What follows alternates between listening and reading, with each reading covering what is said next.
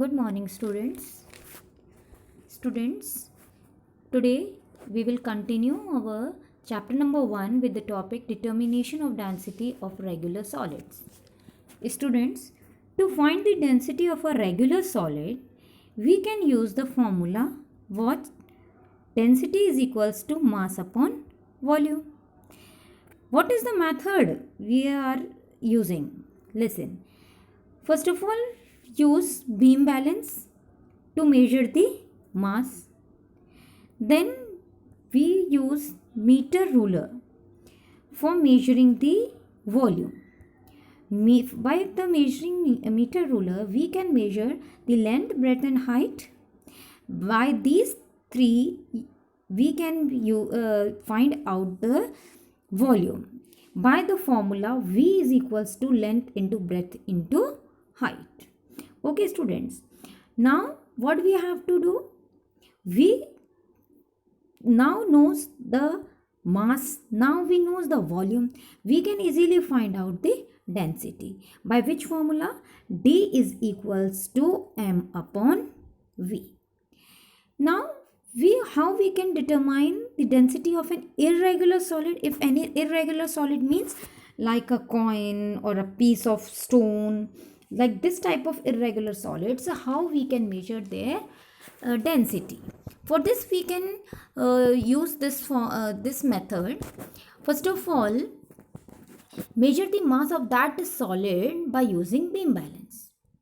We must that mass be m gram. Now we have to measure the volume of solid by using displacement method. For this displacement method, we can use measuring cylinder. We have to fill partly it with water. Now what we have to do? We have to just note the level of the water. We consider it as V1 milliliter.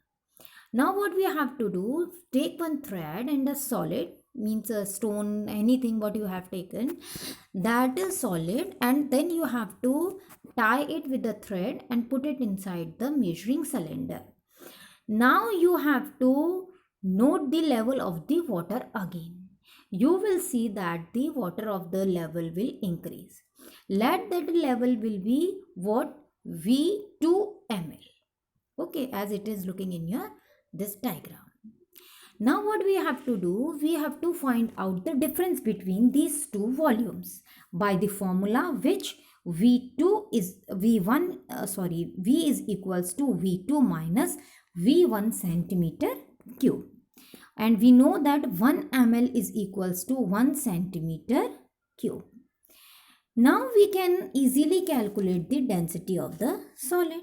By which formula? Again, density is equals to mass upon volume, gram per centimeter cube. Now how we can determine the density of a liquid? For this, any liquid you can take. Here we have taken milk. Take a beaker. Now we have to measure the mass of that empty beaker by using common beam balance. Let the mass be m1 gram. Okay, now we have to take a measuring cylinder and we have to pour some milk into it. Say as 50 ml. Okay. Now the volume of the milk is what? V is equals to 50 centimeter cube.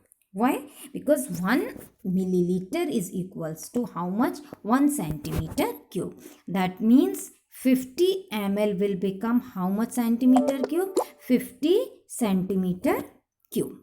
Okay. Now we have to transfer the milk into empty beaker and measure its mass again. Let its mass be how much? M2 gram. Now what we have to do? We have to take the difference between these two masses. Okay, by the formula what? M is equals to M2 minus M1. Let that M be what? 51.5 grams. Now we can calculate the density by the formula again, mass upon volume, gram per centimeter cube. Here we have taken M as 51.5 gram upon 50 centimeter cube, the volume which we have taken our, the answer will come what? When you solve it, 1.03 gram per centimeter cube. So students, here is one table given. I will show you the table here. Densities of some common substances are given here. Solids are given in gram per centimeter cube.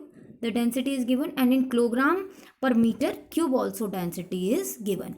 Here are some solids: cork, wood, ice, glass, aluminium, iron, brass, silver, lead. And liquid: alcohol, water at 4 degrees Celsius, milk, and mercury. Now students, we will learn something about speed.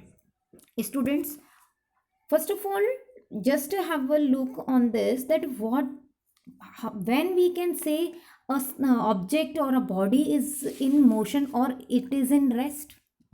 This you have learnt in your 6th class also, that when a body does not changes its position, right, with respect to its surroundings, then that body is said to be at rest.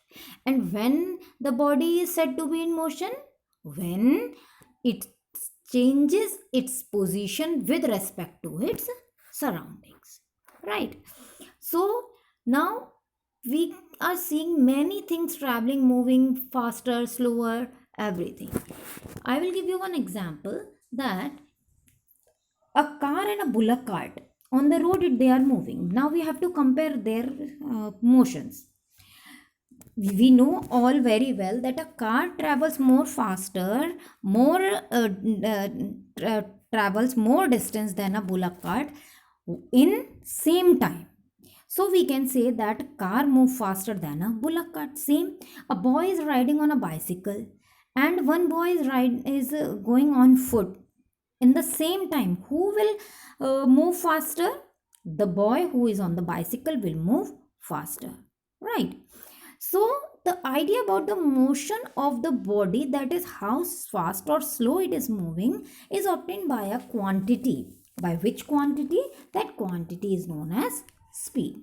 So students, today till here, we will continue tomorrow in the next video with the definition of speed.